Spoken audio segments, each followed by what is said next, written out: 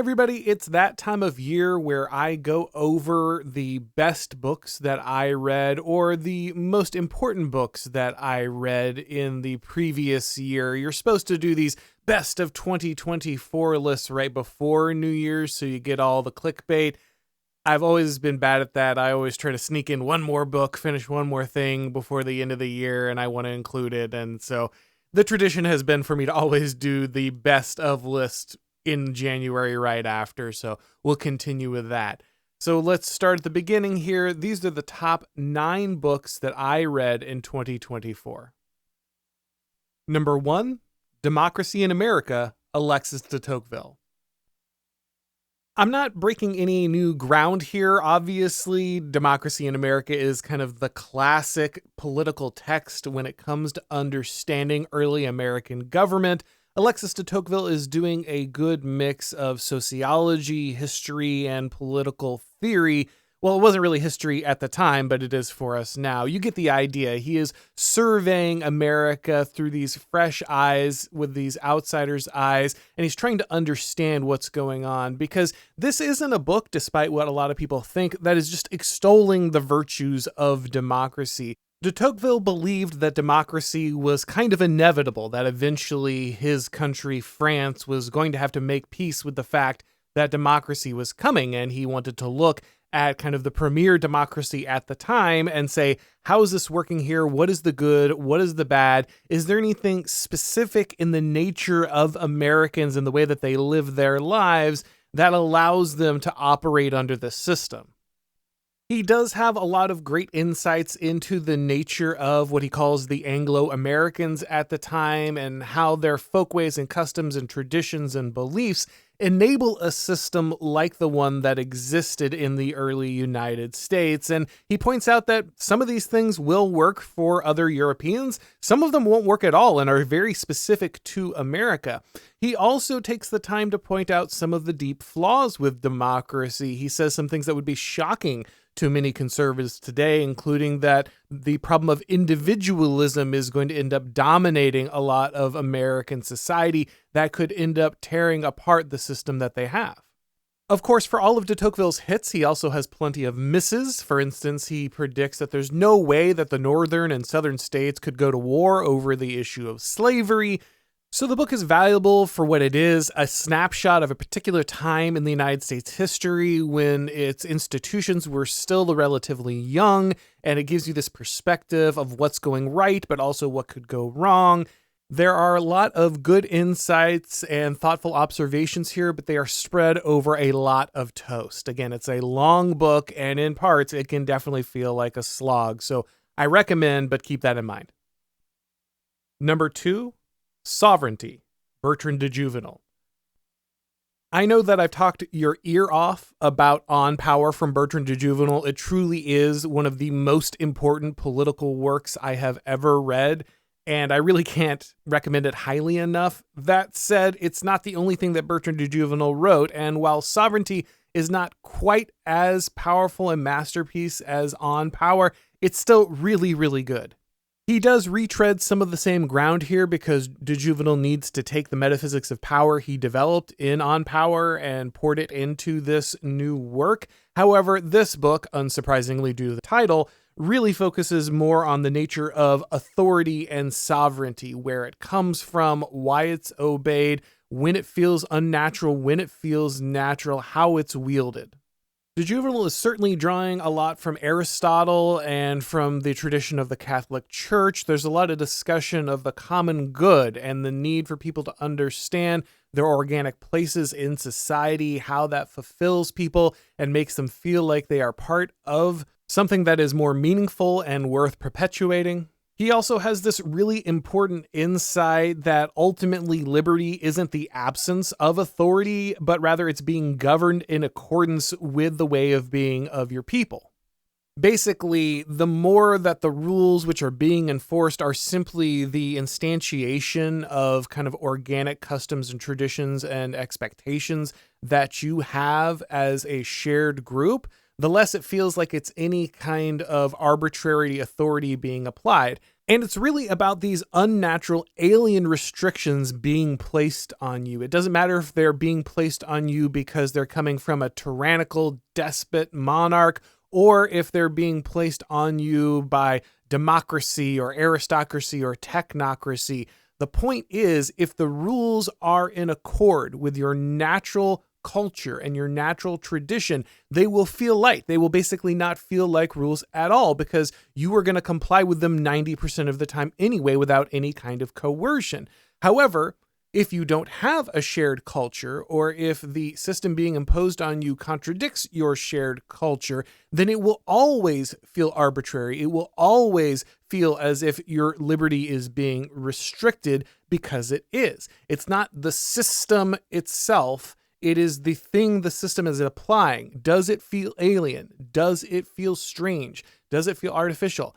If that's the case, then the system will always feel tyrannical, because it has to be in order to impose that artificial system onto everybody. Again, great book. Always a fan of Bertrand de Juvenal. Can't recommend his stuff highly enough. Number 3, The Unprotected Class, Jeremy Carl. Anti-white racism has been a huge problem for a long time, and it's been very obvious, but it was also extremely taboo to talk about. Even just 5 years ago, this is something you only heard from the farthest fringes of the internet. Even discussing it could get you banned off of pretty much every platform. Now it's something that Tucker Carlson and Charlie Kirk and Matt Walsh talk about on a regular basis. If you're familiar with what's going on, if you're very online, then this book isn't going to break a lot of ground for you. But for the many people, the large percentage of the American population that doesn't know what's going on, Jeremy Carl does a great job of laying this out in detail, systematically explaining how this works, how it's impacting people. He brings the receipts in every situation. And really importantly, this book is very measured and thoughtful in its tone. It's not a polemic work. It is something that is just laying out the facts in the most honest and obvious way possible. And that's really important for a subject like this. A lot of people like to go in and be as edgy and splashy as possible, but when you're trying to sell this to the average conservative, something they know is already true, but they think is very taboo to say, you need to say it in a very careful and thoughtful way. Make it okay for them to look at it. And that's exactly what Jeremy does. This is a book you can hand to your parents without reservation. It's not edgy. It's not looking to be extreme. It's not looking to be radical. It's just telling the truth. There's a reason that Jeremy has been able to take this book onto Tucker Carlson's show and Charlie Kirk's show, and he's presented it to members of Congress, and it's even been cited by judges in their rulings. This book is important not just because of its contents, but because of its timing. It's the best measured, level-headed look at a critical issue that is finally being addressed in the mainstream public. And you should definitely read it, and you should definitely give a copy to people who you think might be interested in understanding more of this, but we're always worried about kind of the, again, edgier elements that have been attached to the discussion beforehand. Great book. Check it out. Number 4, Thus Spake Zarathustra, Friedrich Nietzsche. In this late winter of civilization, in this time of kind of the managerial bug man who has just been turned into gray goo and is intended to consume things and take no risks and do no great works, there's really no better critic of a moment like this than Friedrich Nietzsche. Obviously, once again here, I'm not pulling something out of obscurity. This is a famous work for a reason. And Nietzsche really hits the nail on the head when he talks about the last man and the way in which our civilization will die out, the way that the great individual is just completely suppressed by a society like the one that we are operating in. Obviously, being a Christian, I don't agree with everything Nietzsche says here, and I think it's critical since it's come back into fashion to have this cooties theory of history. We can't read anything that we might have disagreements with. If someone said something somewhere in a book that is different or wrong, then we can't learn anything from the rest of what they've said. It just doesn't work for me, sorry. And I think ultimately Nietzsche does have critical insights for what we are dealing with today, even if his overall understanding is incorrect. So yeah, in this moment where we live in a system that is all about flattening everyone down, making everyone the same, suppressing greatness, suppressing genius, suppressing vigor and vitality and risk, in a moment like ours and in a system like ours, Nietzsche really is a powerful critic, and he is challenging us to do something very, very different, see the world in a very different way. And so yeah, you should definitely check out Thus Spake Zarathustra. Number 5, Who Are We? Samuel Huntington. This is the book that follows Huntington's Clash of Civilizations, which I've already recommended to you. And in Clash of Civilizations, he touches on for a chapter or two the importance of this question, who are we? He says, we are ending this bipolar moment in world foreign policy where we have the communists and the anti-communists, and that is defining everyone's worldview. It's highly ideological, and instead we are going to shift back to a more organic understanding. He believed that it was going to be based mainly on religion, but also language and blood bonds and everything else that have classically shaped identity throughout history, not just this highly ideological bifurcation of the world. And so this book, this sequel, is basically trying to answer that question. And I give him a lot of credit because remember, Huntington is a guy of kind of the center left. He's a Harvard professor. This is not some edgy right-wing guy. He could have just left that observation or just never made it, but he certainly could have left that observation on the table where it was. But instead, he wanted a real answer. He wanted a study of what we could do about this. Is there any way that we can rediscover the American identity? And Huntington is very clear that the propositional nation is insufficient. He says, yes, you will have propositions to which your culture must assent, and that those that want to join your culture must assent, but those propositions are going to come from somewhere. They are going to be the instantiation of a way of being of your people. They are not just free-floating principles. They are tied to a history and a heritage and a language and a religion, a belief system. These things are grounded. They're not just free-floating. And Huntington concludes that the ground for those propositions, for those beliefs, is the Anglo-Protestant tradition, that this is the heritage of America, that it is English primarily, and that it is Protestant primarily. And those other aspects of American culture that have been added change it and make it something distinct. It's not just English and it's not just Protestant, but that is the substrate from which all of American culture arises. And he says ultimately that people must assimilate to this. To be clear, Huntington is a man of the left. He's not saying no one can join this. This is only for Anglo-Protestants. America can never have anyone else in it. He's not saying that. But what he is saying is that anyone who comes, anybody that wants to be a part of the United States, must conform themselves to this baseline, that we have to maintain this Anglo-Protestant baseline as the culture of the United States. And anyone who wants to join, they can't come and say, oh, well, we are going to kind of like some of your freedom stuff, but we're going to add in this part of our culture, our language, our religion, no. He says this has to be the core. If we're going to maintain American identity, then it has to be Anglo and it has to be Protestant. And again, I think this is a great book because it is so measured, right? You can go to the right of this. You can say he's wrong about certain aspects of this. However, coming from a center-left Harvard professor, this is a very measured take on a very important issue that a lot of conservatives are too scared to discuss in this moment. So I think it's a really good place for you to start, and maybe, again, a book that you can hand to your parents, to somebody who wants to explore this issue but doesn't want to hear a lot of stuff from a bomb thrower. Number 6, thoughts on Machiavelli, Leo Strauss. I had never read any Leo Strauss until this year. I had heard of him, but I just never dove into his work. And this year I read Natural Right and History, Thoughts on Machiavelli, and his essay on Carl Schmitt.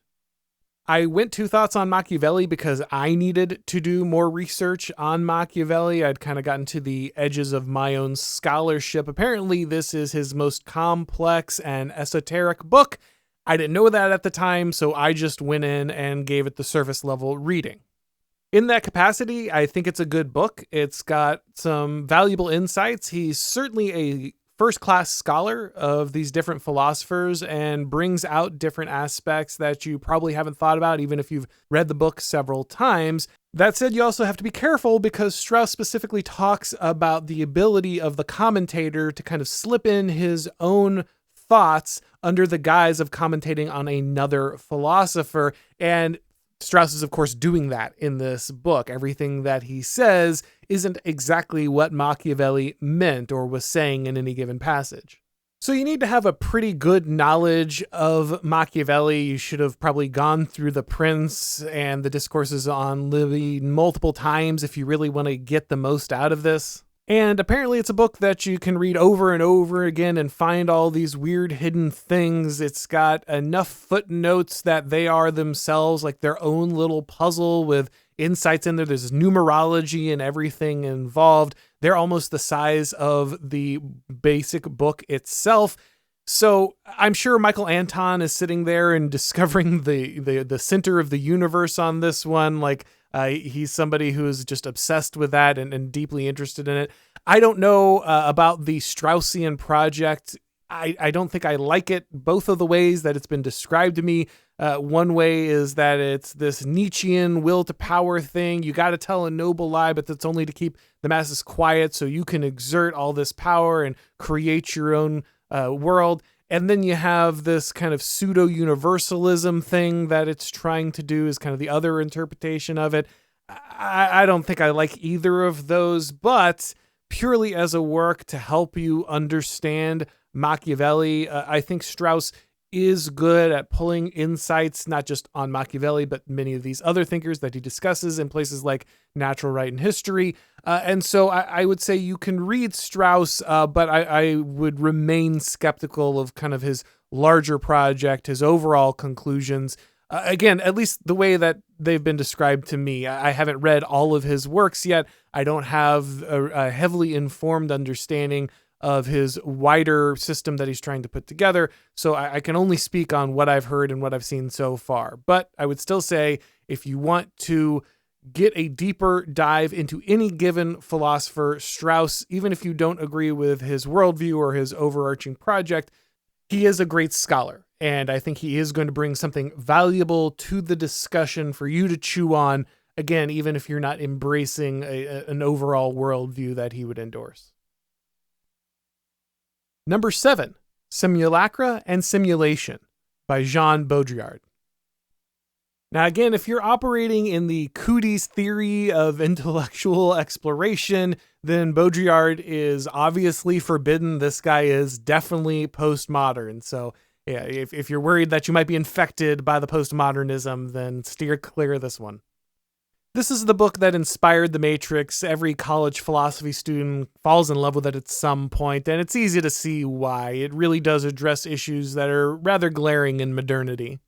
Baudrillard focuses on the separation between the signified and the signifier, the way in which our language and art and other aspects of life have really been cut off from our organic experiences that normally would have informed these things. Basically, we've lost the ability to just have kind of these normal, grounded, real experiences to define our life and the way that we communicate with each other. And instead, everything is an iteration on an iteration on an iteration. And that gives us this feeling of being in a simulation where nothing we're actually discussing or interacting with is real. It's all just us working from these distorted concepts so that we never actually make contact with something that isn't a copy of a copy. And that's what gives us this hyper reality that Baudrillard talks about. He talks in detail about the media and the way that it dehumanizes and distorts reality, really helps to create this postmodern condition. Of course, you can't take everything out of this, but ultimately it's short work, and I think it's one that's worth reading. Number 8, The Collapse of Complex Societies, Joseph Tainter. So this is another one of those books that I am going to recommend, but I'm going to begin with a large caveat. Tainter is a materialist. He's just reducing everything down to material and specifically economic explanations. And this leads him to make some embarrassing statements. He completely dismisses guys like Spangler and Toynbee and just calls all of their work ridiculous nonsense because it acknowledges the existence of factors that aren't on a spreadsheet somewhere. And that's a huge problem for him. It's just not scientific enough. He sounds like a Redditor. Also, because he is trying to reduce everything to this one material cause, it makes him contradict himself in some areas. For instance, he says that the inefficiency of bureaucracies is not enough to go ahead and explain certain scenarios. And then he goes on to talk about why they do exactly that, why these bureaucracies become so inefficient. It just seems like he's rearranging language to make it fit his one particular phrase so that, then it's a grand unifying theory. But ultimately, I do think that the book is worth reading because Tainter's core thesis is sound, that a reduction in marginal utility when it comes to complex societies is a huge problem. He thinks it's the only problem. He's pointing to this as the only cause we can really acknowledge or prove. I think that's too simplistic. However, this is a serious problem. The loss of return on investment when it comes to complexity really is huge. And while that shouldn't be a revelation for some people, he lays it out in a way that I think makes the case very well. And it's important because that does seem to be a problem for a lot of people. They can't believe that scale and complexity can ever have a downside, that it ever has limits. To this day, I am still beating this drum and people look at me sideways like I'm crazy. What do you mean that like a republic can't expand to the entire globe and still function the way it did when it was the size of a city-state? I don't understand. Of course we can just create a global system of trade that is entirely interconnected with no downsides. Again, I think the book is flawed due to the author's ideological limitations, but that said, it's still a very important piece of the puzzle and one worth understanding. Number 9, The Conservative Mind, Russell Kirk. The Conservative Mind is always referenced as one of the definitive texts when it comes to American conservatism, but you don't hear people actually talk about the contents of Russell Kirk's thought very much anymore. It's important to understand that this isn't just some kind of Fox News, Sean Hannity pop conservatism that Russell Kirk is talking about. He is specifically discussing the importance of conservatism not being ideological, being grounded in the conservation of a particular people, a particular way of being, a particular place. It may still not go far enough for a lot of right-wingers, but it's still a very important overview. Russell Kirk is giving us a survey of conservative thought all the way from Burke up to the modern day. Kirk has a lot of different entries in this. It's a very long work, but you can kind of read it piecemeal if you want because he's zooming in and focusing on different thinkers, different parts of the tradition. It's something that's easy to kind of pick up and put down, and you don't completely lose the thread of the argument over 700 or 800 pages or whatever it is. So Kirk was eventually placed in kind of the paleoconservative corner of the GOP along with Pat Buchanan and guys like Paul Gottfried. And one of the reasons we don't hear about Kirk that much anymore is he was kind of canceled later on in his career for regularly making the joke that American politicians kept confusing Tel Aviv with Washington, D.C. for the capital of the United States. So I would definitely recommend The Conservative Mind. It's something that's going to, again, give you that survey, that broader view, and the context in which conservatism has evolved. Even if you don't think of yourself as a conservative, you are certainly tied to that intellectual lineage in some way, and it's definitely worth knowing. All right, guys, well, that is it. My top 9 reads of 2024, bringing it to you at the beginning of 2025, like I so often do. I do want to throw in an honorable mention on this one, Nick Land's Xenosystems. I didn't include it because it is something that I have been reading for years. However, in order to read it, you always had to have this kind of weird collection of PDFs because the site's been down and it was curated, but it was entirely online and kind of this collection put together by a internet anon. But now we have Passage Press, and they went through and actually reselected everything, curated it properly, put everything in categories, making it much easier to read. And of course, it's in a physical volume that is very nice. So if you never read Xenosystems, or if you did read kind of the online scatterbrain version of it, but you want something that is nice, that you can hold in your hands, that is put together in an order that makes it make more sense, then I encourage you to pick that up from Passage Press. All right, guys, we're going to wrap it up. But if you liked this video, please go ahead and click like. If you haven't subscribed to the channel yet, now is a great time to do so. If you want to get these broadcasts as podcasts, then you need to subscribe to the Auron MacIntyre Show on your favorite podcast platform. And when you do, leave a rating or a review. It really helps out with the algorithm magic. If you would like to pick up my book, The Total State, it is now out on audiobook. So if you've been waiting to listen to it, now is a great time. Start your new year out with The Total State. Of course, if you would like to follow me on Twitter or Gab or Substack, if you want to get these episodes on Rumble or Odyssey, the links to do all of that are down below in the description. And of course, you can catch all of my shows and all of my columns over at The Blaze. Thank you everybody for watching. Have a great new year. And as always, I'll talk to you next time.